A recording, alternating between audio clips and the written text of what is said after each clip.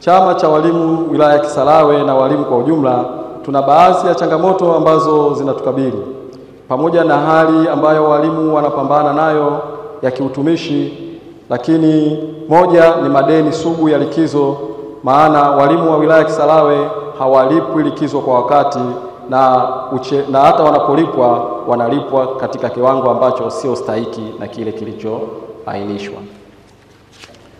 Mbili ni madeni ya uhamisho. Kwa mujibu wa taarifa za kazi ya Chama cha Walimu Wilaya ya Kisarawe tulizokusanya kutoka katika walimu mmoja mmoja, tuna takribani ya walimu 250 wanadai madeni ya uhamisho. Lakini tatu ni kusuasua kwa kupandishwa muundo na kusuasua kwa kupandishwa cheo na kubadilishiwa muundo, yaani ugatuaje. Pamoja na jitihada zilizofanywa na Mheshimiwa Rais Dr. Samia Suluhu Hassan kwa kushirikiana na Chama cha Walimu kutuletea kliniki maalumu ya utatuzi wa matatizo na kero za walimu, lakini bado wilaya ya Kisarawe tuna tatizo la kubadilishiwa kwa muundo na vyeo vyetu vya kiutumishi.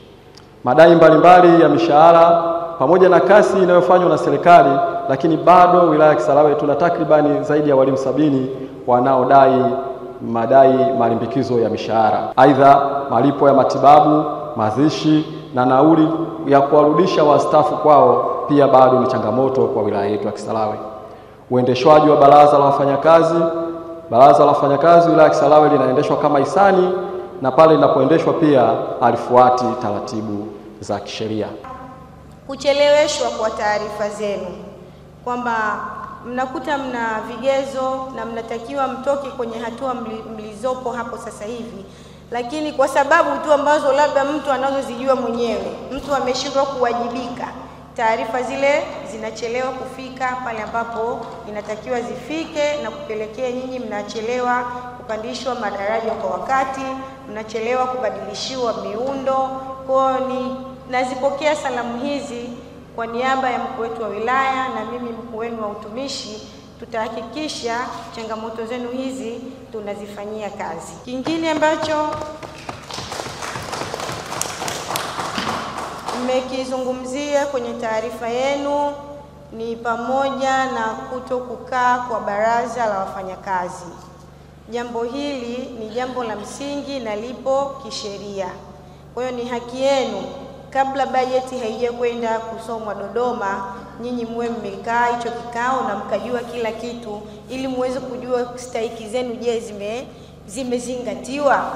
Kwa hili pia tumelipokea na tutazungumza na mkurugenzi ili hilo baraza la wafanyakazi liweze kukaliwa, na sio tu kukaliwa, likaliwe kwa utaratibu, kwamba wakati ujao basi baraza hili lizingatiwe, likaliwe kwa mujibu wa sheria, kanuni na taratibu, ili yale mambo yenu ambayo mnataka yazingatiwe kule yafike kwa viongozi wetu wa juu, yaweze kuingizwa na kufanyiwa kazi, yakiwemo hayo madeni ya likizo, madeni ya mishahara na mambo mengine. Kwa mamlaka niliyopewa, napenda kumtangaza ndugu Francis Mkamba ndiye mwenyekiti wa Chama cha Walimu wilaya ya Kisarawe.